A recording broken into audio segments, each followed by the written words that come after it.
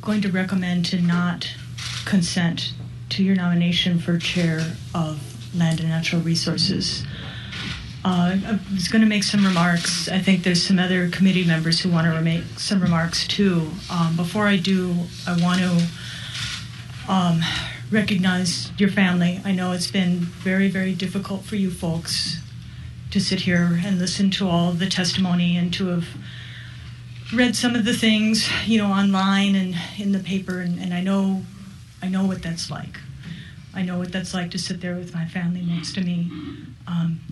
You've all been very, very gracious during this entire period. We tried to make sure that the hearing itself was conducted in a respectful manner. That it didn't get to be personal, but I know it's, no matter how much you try, it's very, very hard to hear these things about a member of your family who you love. And Mr. Ching, I also want to say that I respect you as a person. I would be your first champion for a state czar for transit-oriented development, for taking the state properties that are along the rail line, for getting the agencies who don't want to work together, to develop the affordable housing in the urban core on behalf of the state. And I think you have tremendous talents and skills, and I greatly appreciate the fact that you were willing to step up. And if for some reason the full Senate doesn't confirm you, I hope and pray that you would find a role where you can use your immense talents for the state, where you would have so many people supporting you. And if for some reason you are confirmed by the Senate and move forward, and I am wrong in my recommendation, and you prove me wrong, I will be the first person to stand up on the Senate floor and to acknowledge you. But let me just read something to explain my vote. And these are notes from Hawaii's 1978 Constitutional Convention. And they were cited by our Hawaii Supreme Court in the Kapa'aikai case, which dealt with a resort development on a coastal area. And the Supreme Court said that Article 12 was created in our 1978 Constitutional Convention. It grew out of a desire to preserve the small remaining vestiges of a quickly disappearing culture by providing a legal means by constitutional amendment to recognize and reaffirm Native Hawaiian rights. Sustenance, religious, and cultural practices of Native Hawaiians are an integral part of their culture, tradition, and heritage, with such practices forming the basis of Hawaiian identity and value systems. Our task is thus to conform these traditional rights born of a culture which knew little of the rigid exclusivity associated with private ownership of land, with a modern system of land tenure in which the right of an owner to exclude is perceived to be an integral part of fee simple title to land. To me, Article 12 and the other article on the public trust doctrine for our state lands and our private lands in our state is the very essence of what makes Hawaii unique. It's not just for Native Hawaiians, although that is, the host culture is the core value and center of our state, but it's also the rights of the public to access public lands. And this is what our Chief Justice Richardson decided when he ruled that the hotels in Waikiki could not shut out the public by building an impermeable barrier that only the visitors who could afford to stay in them could walk through to the public beaches. That if the public beaches are public lands, then we have the right to access them, the right to access them. These rights are not a balance. These rights should not be compromised. The chair of the Department of Land and Natural Resources makes many decisions within that agency that never reach the board, that never rise to the level of attention of the governor. Every day they are approached by people who are competing for the immediate use of resources for their immediate gain or personal desires. And they are the one voice in the cabinet, often arguing with the governor, often arguing with the other department directors, often arguing with the attorney general that something is not a legal opinion, it's a policy call, on behalf not only of the public, but on behalf of the resources themselves, and to speak to the fiduciary obligation to the future generations and their rights to access those resources, their rights to have open space.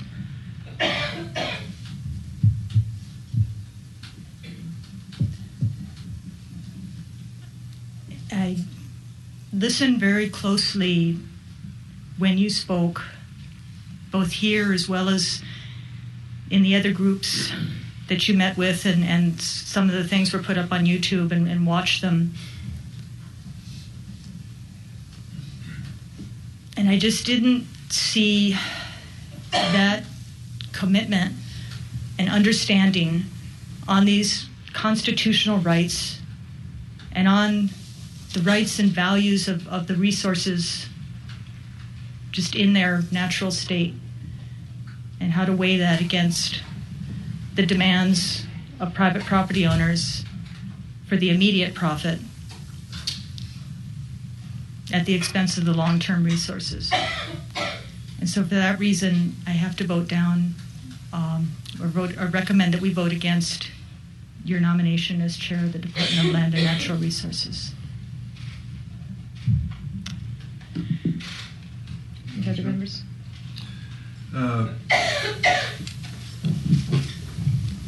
It's rather unusual for a vice chair to vote against the recommendation of his or her chair. But that's the case today. I indicated early on to our chair that my inclination was to vote for the governor's appointment. And having illustrated that early on, we proceeded through this process. And I continue to feel that way. Some of the things that were revealed in this particular process, for me, were rather curious. The obvious question of your LURF participation, but also learning that in some cases macro management would indeed reveal what you've revealed. That in itself is unsettling, but that is the case. I think that what I saw was the strengthening of a movement of advocacy that in the days of Sus Ono, or in the days of Bill Patey, were not as strong. Sus Ono became a lobbyist like you. Bill Patey worked for Castle Cooke like you. But they never had to deal with the type of advocacy that you have had to deal with these past few days, or through this exercise of yours. Now, having said that, I believe that the job, if it's so intense and so complex as presented, you will not have the time to undo the protections that we're told you will undo. You will be too busy with this incredible department. And so that's where I pivot to my next point. You're being characterized as a company man, someone who will do the bidding of your company, no matter what it is, good, bad, whatever that means. Well, if confirmed by the full Senate, you will be this company man. And if you're very strong in that loyalty, we expect that of you for the state of Hawaii and all of the laws that go along with it. Having said that, you've been put on notice, Mr. Ching, one way or the other, from both sides of the aisle, what to do. And so with that in mind, I will be voting in opposition to my chair's recommendation to not consent to the appointment of the governor. And I thank you for that opportunity.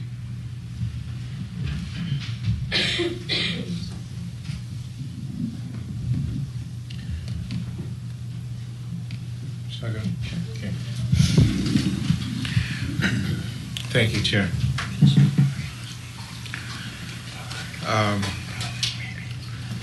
In over 100 appointments that I voted on here, I've only voted no on one other one, and I've never before spoken against one.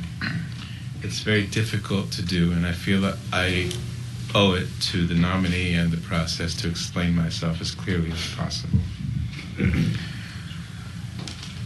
I oppose this nomination because I will feel it will harm the future of our state. And if I feel that way, it's my job to rise above expedience and convenience and have the courage to do so. Doing this job and taking seriously our responsibility to be a check and balance against other branches of government can be uncomfortable, but not doing it is inexcusable. Mr. Ching, as everyone has said, and I agree wholeheartedly, is a very nice man, an honorable man with obvious integrity, very likable, and I mean that sincerely. That's not in question at all. If you're confirmed, I will work with you in good faith and with full support. But that's not the point. The question we face, which the Constitution charges us to answer, is the nominee qualified and capable of doing this important job? I accept that in some cases I might not politically like a nominee, but they may still be qualified. I don't feel that's the case here. In this case, as an environmentalist and one of the thousands who care so deeply about not only Hawaii's short-term economy, but also its long-term sustainability and unique natural resources, I must speak out against the harm I feel this confirmation would bring. Not just potential harm to the environment, our precious resource, but the certain harm to the public trust in our government. Comparisons to the PLDC have been made and are perhaps unfair, but this is, in my mind, the PLDC issue times 10. Instead of a branch of DLNR devoted to development, we're now looking at refocusing the entire department through a lens of development instead of stewardship and preservation. I learned from that episode how important stewardship of our public lands is to the people of Hawaii. And I'm not sure if we heard the outcry or if we have to repeat the lessons of that chapter. I can find no better words to describe the situation than those of Mr. Randy Awo, who after 25 years serving in DLNR, culminating as head of DoCare, the nominee's entire career track has been the polar opposite of DLNR's mission. No one's preparation for this kind of job is complete, and of course there will be a learning curve for anyone. But we require subject matter expertise in every other department's director. Would we hire a tax director and ask that she learn accounting on the job? Would we hire an attorney general with no legal experience? A transportation director not familiar with transportation? Of course not. Yet in this case, we're asked to approve a nominee with no real experience or aptitude for the mission. And in such a complex and important department, the lack thereof is a huge disqualification. Today we confirmed 2 nominees, each of whom had decades of specifically relevant experience in the field they were appointed to. To say that such subject matter experience is not needed is, to me, to display a lack of concern for preservation and conservation. It displays a surprising dismissal of the concerns of those who care about environment and cultural heritage. It's been said that subject matter knowledge is not needed, but simple management experience is sufficient, and then the nominee can learn on the job.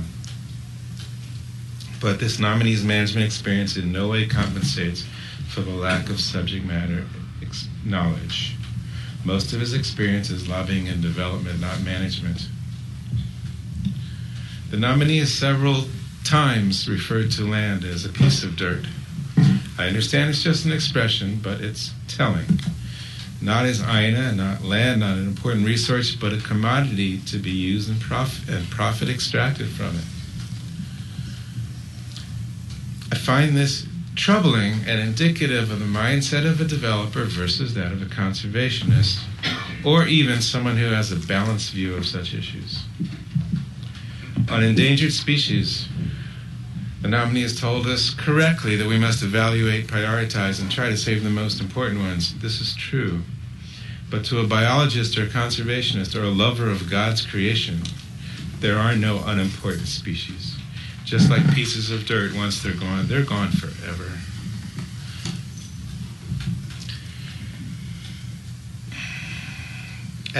Advocacy for groups opposed to preservation and conservation comprises most of the nominee's life experience. The attempts to distance himself from these efforts after long-standing commitment to them is curious. Claiming that he was unaware of the LURF and BIA's efforts in the exact opposite direction is not acceptable. Once again, Mr. Ching's a very likable, nice guy. It's clear that he has a good heart and that he's good at what he does. But that's not the point. It's not sufficient to qualify him for this job. If there were no better qualified applicant, then the answer is to cast a wider net. The assistance of environmental and preservation community could have been sought. Any of several DLNR division leaders could be promoted. Several of whom are in this room, several others not in this room. It would result in a boost in morale instead of a demoralization of the department. It would also result in someone with knowledge of the organization, the laws that it operates under, and its core and mission. I again reference Mr. Awo. He was not only one of the most eloquent testifiers we heard, but by far the most qualified. He describes the level of concern within the department over this nomination as unprecedented. And the inappropriateness of this nomination as being on an entirely different level from any previous nominees and any other previous director. My own discussions with staff confirms this.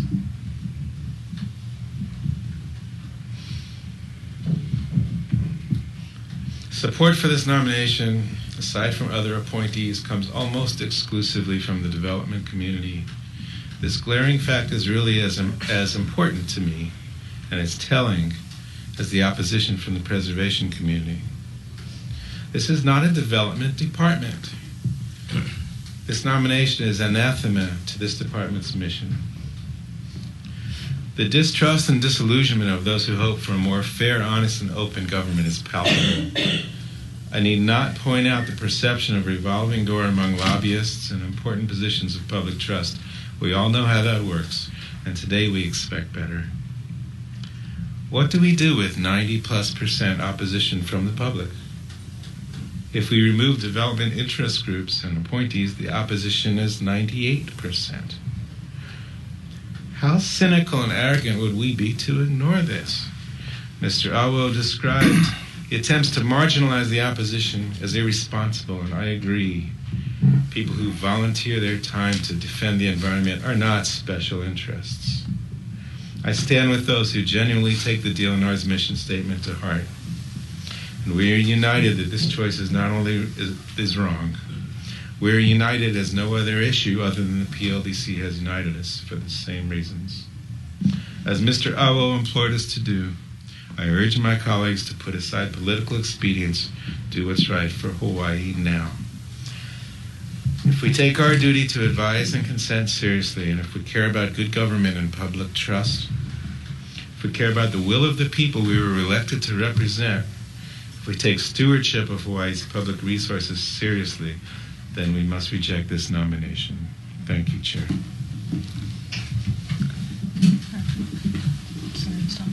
Yeah, thank you. Thank you, Chair. This is a very difficult process, but it's one that I take seriously, and I think it's the most important thing that the Senate does. First of all, I want to thank the Chair for, I think, running a fair hearing that went longer than anyone thought it was going to. Most of all, I want to thank all of you who sent in testimony or who came in and testified, because what we're really talking about is the democratic process and the idea to have input. I say every one of us takes this seriously, and we're not marginalizing anyone's testimony. But in the end, you have to make a decision. You have to stand up for it. And I've always been one who tried to justify or at least explain what it is. However, when you make a decision, half the people are going to be saddened or opposed to what you say. The other half may be in support. I come from the business community. I am a businessman. I'm proud of it. Proud to be an entrepreneur. Proud to try and earn a profit. I'm old enough that I can remember when developer, per se, was not a bad word in this community, because we understood that they created opportunities, jobs, tax revenues, partnerships with the government, helped the government. Now, that's not to say that there have not been and are not bad developers, because there are. Just like, shocker, there are bad people in elective office. I've tried to be independent since I got elected. I was the worst opponent of PLDCs from the very beginning and voted against it, as I mentioned yesterday. I disagree with the nominee on Koa Ridge. I think it's a terrible idea, just as I do with Ho'opili. I'm the one that fought the windmills and supported the neighbor islands. I think it's terrible. Besides, those windmills may kill our opeapea, native Hawaiian mammal bat. And I don't want that to happen. I'm an opponent of the undersea cable. Terrible idea. Waste of money. So I think I got my creds. And as I shocked the lady yesterday, reminding her I was the secretary of the Conservation Council of Hawaii many years ago. I say this because one of the issues here today is, can a person come from the development community, agree to a very important government position, and then, as the analogy has been made, change uniforms or whatever? The nominee said, yes, I believe him. Why not? From the very beginning, people have been lobbying me and asking me, well, how are you going to vote? And I have a lot of friends sitting in here that oppose the nomination. And yes, we had a stack like this in opposition. And I was asked from the very beginning, will you support us and vote no? And my answer was then, I will wait until the hearing.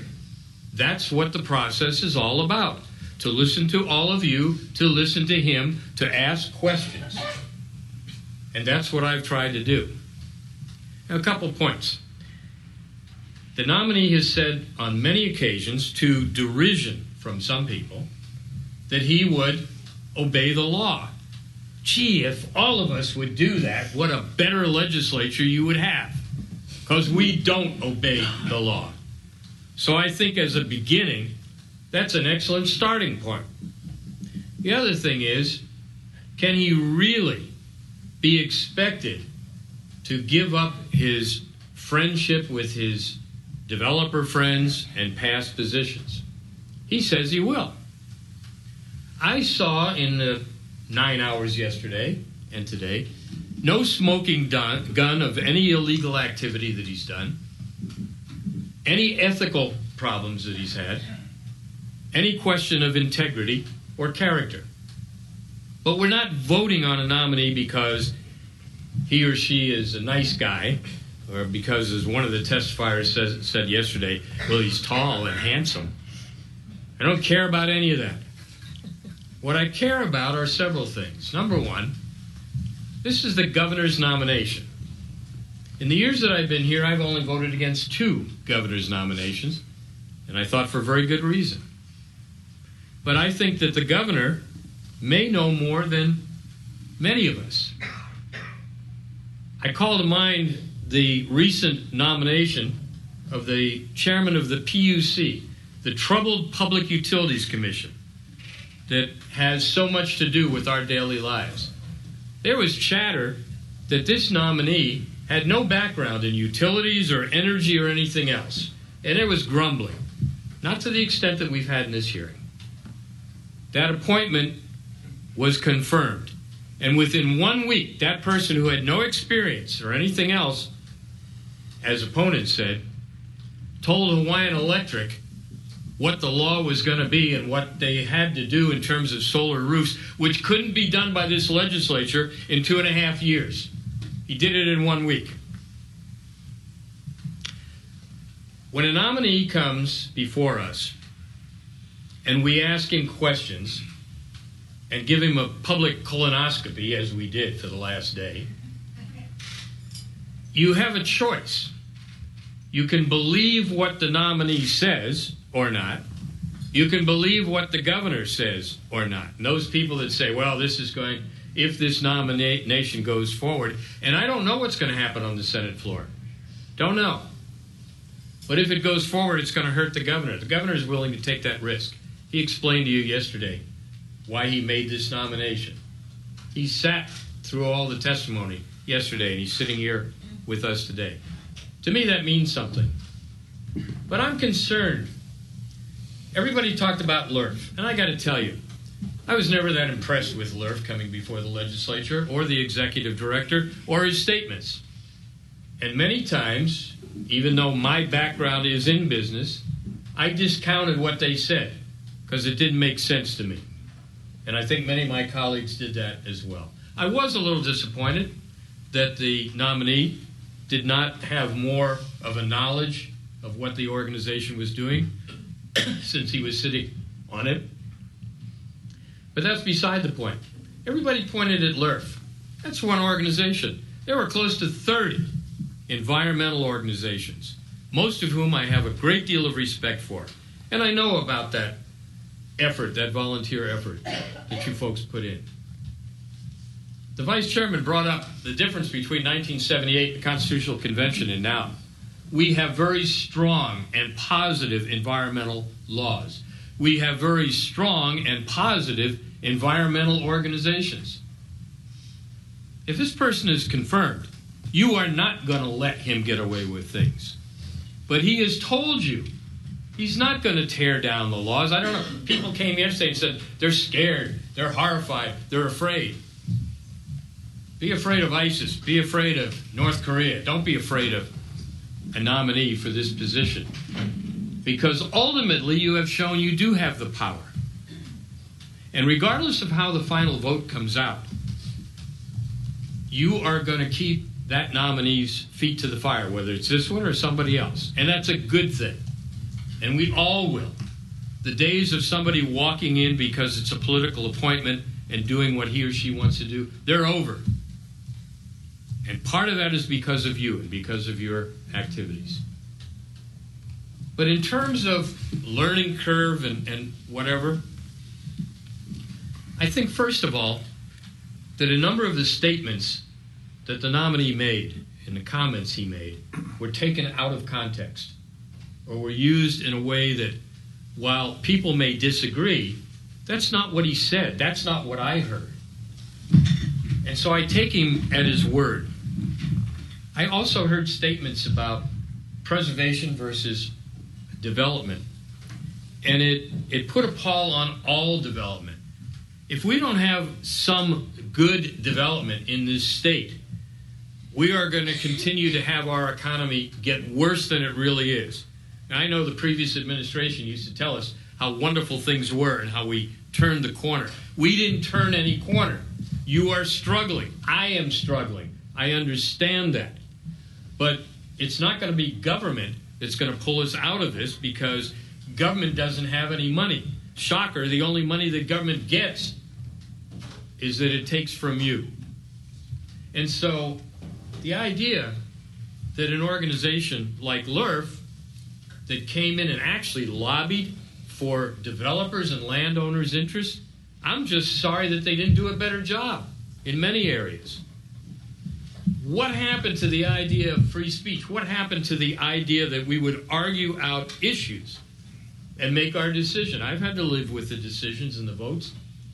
Heck, I come in to vote almost every day, and I'm outvoted 24-1, but I still have a smile on my face because that's the process.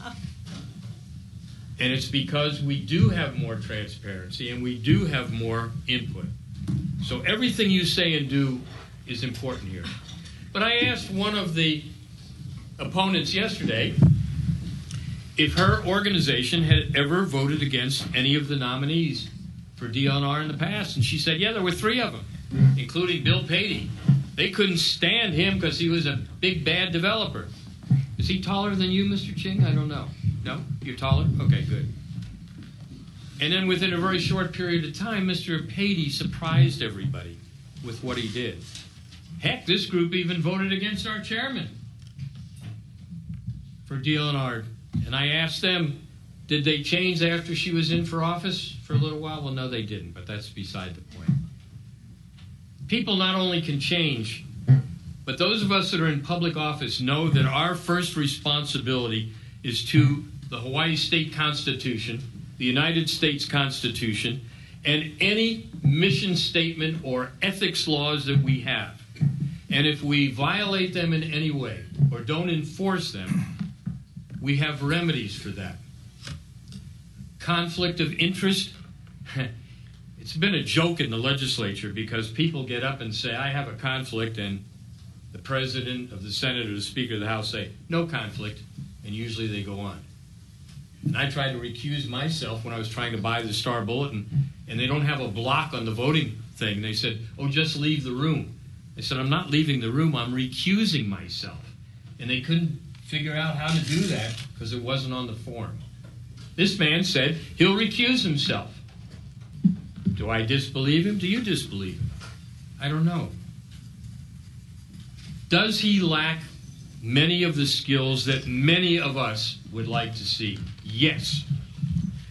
Was he weak in some of the questions that he responded to? Yes, he was. But for all of us, we probably have a different vision of who or what kind of person we would like leading DLNR. For me, I'm willing to give him the opportunity to prove himself, knowing that we have safeguards and we have people that will not let anyone go on their own and do damage to the Aina. As far as being an environmentalist, I think that, a lot of us, older people, are environmentalists. We just don't have the title because we grew up with our parents telling us, turn off the lights, don't waste the water, don't put trash here, clean up after yourself, do those things. Those were basic environmental laws. I didn't hear anything or anyone show me that this nominee is not going to protect our environmental laws. On the area of historic preservation yesterday,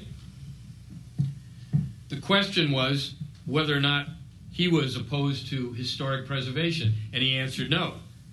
He brought up issues and was opposed to certain aspects of a law that was passed here several years ago, which again, I voted against because it made every property historic just because it was 50 years of age or older, and then had negative ramifications if you wanted to take care of your own property and fix the roof or add a room or something like that.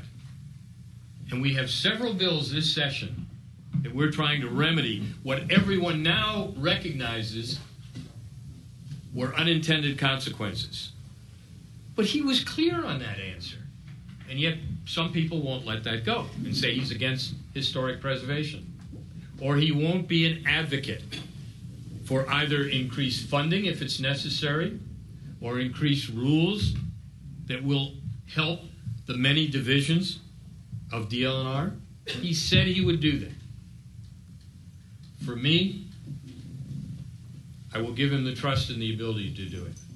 So for those reasons, I will be voting against the chair's recommendation, but I will leave it up to the entire Senate, and you all still have ample opportunity to talk to all of us and to see how that vote goes. But at this point, as I say, I think that while the opposition, I respect the opposition, I think that many people, too many people, as was brought up yesterday, have used labels. and have put more importance on those labels than on the individual and on the laws that we have and that all of us in this table and all of us in the state Senate are sworn to uphold. Thank you, Madam Chair.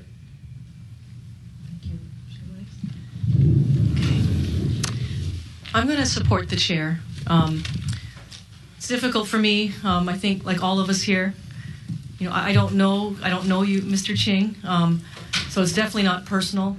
And I must say that after getting to know you and hearing about you, I really like you. I'm very, very impressed. Our state needs people like you with business sense. I myself, I've worked in nonprofits most of my life, government. I have practically zero business sense.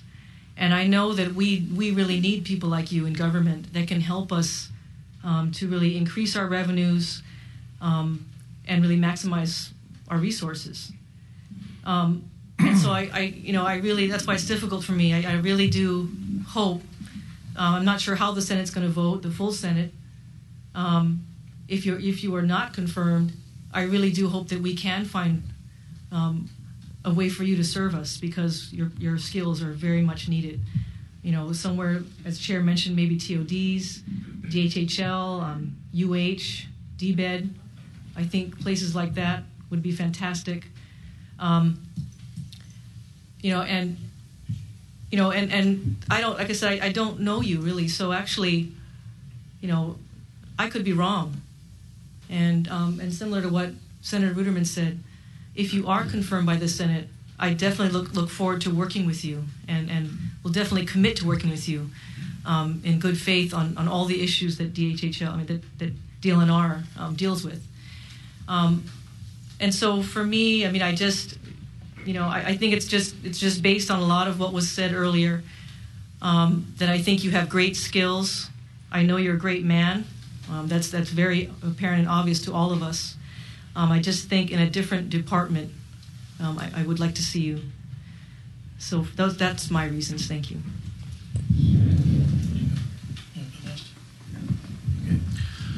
Okay. I'm going to be voting in support of the chair's recommendation. I appreciate the family coming down here, and I can understand the pain it must be, for all of you to be here. And so thank you for hanging in there for this. When we first met, I had mentioned my first thought to Mr. Ching, sir, was I believe people can switch jerseys, as it were. That you can, if you're committed to the work, get in and do a good job. And I actually believe that you're sincere and will do, if you are appointed, a reasonable job. Okay. So the question is it a reasonable job? Is that enough? The consistency of your answers were commendable. I mean, but you evaded a lot of things. When we were trying to probe down on a few things about, well, are you going to be that advocate for the environment, or are you going to default to, the private property rights things? And earlier in the questioning yesterday, I asked about the difference of highest and best use of land. And I was a little unsatisfied with that, because I think as far as the position that you're seeking to get, and again, echoing everybody's sentiment, should you be confirmed, I would be happy to work with you and support you. But going back to the answers and what is the highest and best use of lands, it was oversimplified. Well, I'm going to preserve land. I'm going to save this, save that. But there really didn't seem to be any depth in that, and maybe it's unfair. There was a lot of questions we asked about your understanding of environmental law, and you didn't know that too much about the environmental law. The evasions on LURF was very distressing, because I think that cuts to the integrity question. I'm not doubting your integrity, but the way you seem to know nothing about LURF's policies after 10 years was a concern. There was a comment yesterday that it's the lens in which you see things through, and that ultimately is the deciding factor in this, in my determination. I do think your lens, and it's not wrong for you to have the beliefs that you have and the opinions you have, and you should stand up for them. I feel like we're almost asking you to come into DLNR and have to go against your own instincts. I feel there is that tension, and that's the tension I think that's been brought up with the thousands of oppositions that have come forward. They are concerned that when you come down to a decision, is this significant or not, how will you make that decision? When we come to water rights, water rights is a really tricky area. I don't pretend to know much about it, but I know that that's a hornet's nest in itself on stream flows of pertinent rights and users and how you're going to distinguish that. I mean, as the chair of the Water Commission, that's a monumental responsibility. And again, I gotta say, I just think you might flinch and lend more towards the development side instead of the preservation side when that comes push to shove. The public trust doctrine, that kind of flogged that. We beat that subject up a lot, but I think it's relevant. It's the perspective in which you bring to the job, and I hope if you are confirmed that I hope I'm wrong, and I hope everything's going to work out. But I'm going to support the chair's recommendation to not consent. And I have to share one more thing: is I represent a district that contains tremendous natural resources. We all do. All of our districts are special, but the Senate district that I represent is from Kaena Point to Kaneohe. We've got bays and watersheds and conservation lands. We got streams and estuaries. And I asked you a question about the importance of stream flow and what that means to the environment and the nearshore waters. And there's things that I guess you're going to be learning along the way here. But my constituency is very strong on the preservation, keeping. People bandy this term around, and it's a funny thing when people use it as a jingle to kind of wave this magic wand. We'll keep the country. People use this all the time, and I'm very reluctant to actually use that term. And I think I've actually kind of earned the right to use it, but I'm reluctant to use it. But that is a sentiment that is really profound in my district. So if I'm going to represent my district and my constituency and the kind of philosophy that I have for the value of our natural resources, I'm going to have to go with the chair's recommendation. So thank you for allowing me to share that, and whatever may come, I wish you the best. Sam and Brickwood mentioned 1978 CONCON. I'm, I guess, the last senator from the CONCON, and Speaker Josuke is the last House member. And I was a youngster then, of course, but it didn't dawn on me that how significant those environmental and cultural protections. They're extraordinarily significant, and to me that started the budding but slow movement which to me culminated in the PLDC, which really sparked environmental cultural movement to the highest level I've ever seen. And I think that the amount of opposition and the amount of caring that represents on all sides really, I think, speaks well to us as a community. I respect the nominees' confirmation opponents and their reasons. Most of the reasons, I agree, are valid. And I think that their fears are valid also. They have a right to be fearful, mainly because they don't know you, or it's a little unheard. In the decades of development wars, where the environmental and cultural community often loses, and I'm usually on that side, I think that justifies a, not cynicism, but a disbelief that someone can change Jersey. Someone can, that someone can leave a lifetime development job and community relations, at your last stint, and then switch to then be the protector. I can understand how many people, in the context of the development wars, I can see how they can believe that that well, there's an analogy here, not a and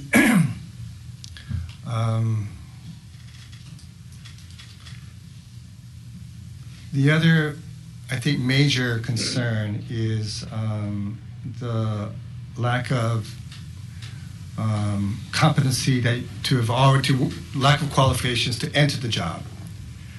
I think there's amongst those who cherish environmental and cultural protections the most, really would want to have someone who is familiar and who is part of that community. So I think if you can understand that it's a major disappointment, and as they all say, it's not an offense to you. If this was a job interview and we had a few selections, I would not select you. But we are here to fulfill our constitutional duty to confirm, or advise and confirm, or reject. And that's our constitutional duty. So we are where we are. I do believe that the nominee is sincere in his commitment to the governor and the community and the public in protecting and conserving and preserving our environmental and cultural resources. And without a track record, we really don't know. I think there's a story today. It's like a leap of faith. And for many people in the community, it is a leap of faith. I happen to know the governor, and this is not political business as usual. But it'll take time for people to understand that, and he'll have to walk the talk about that. But in the context of business as usual, this is a dangerous appointment. And without that track record, there's nothing to rebut that concern. So it is. I think there is a certain level of for a certain risk that we, if we confirm you, would take. And if we confirm you, then you need to really be a fast learner on the job, and that is of concern. But our choice is either up or down. Probably one of the most significant question I have is, can you, the nominee, if you're confirmed, embrace the environmental, cultural preservation, so forth, community, take off the land development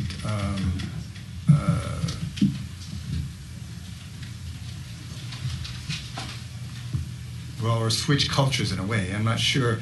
The first question I asked the nominee was really about switching culture, and I don't think you got that, but I think it'll take a while, and it is to me a tremendous leap.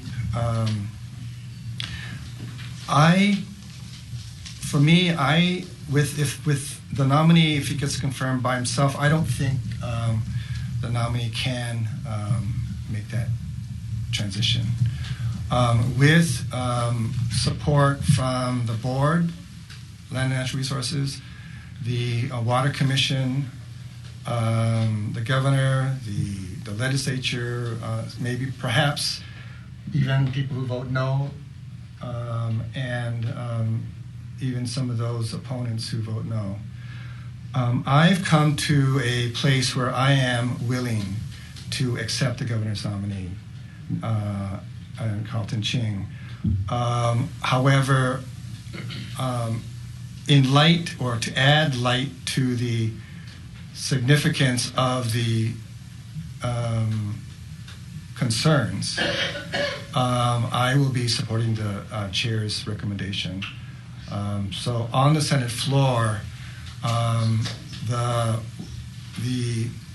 the recommendation that this committee, from hearing everyone, will be to not advise and consent. That will be the recommendation on the floor.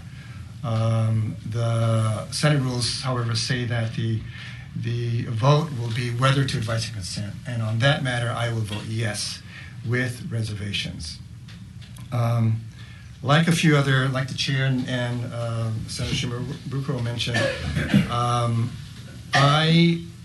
we will see, if the nominee is confirmed, we will see whether one of us is right. And if I'm wrong, and well, I should point out that we did confirm the Attorney General today, and he's the only one who the governor cannot remove at will. So just a reminder.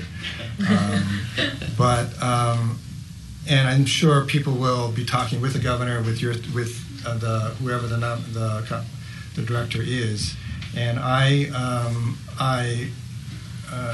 if confirmed, I fully expect, and I will be expecting a successful term as the director. Thank you. So I just learned this today, but when we vote, it's a situation where it's a double negative in the committee. The recommendation of the chair is to not advise and consent. So a yes vote is a no on the nomination. So it's because it's a double negative. So let me say that again. The recommendation of the chair is to not advise and consent. If you agree with the chair, you would vote yes. What that means is you would be voting against the nomination. If you disagree with the chair, you would vote no. Can I make a technical clarification? Sure.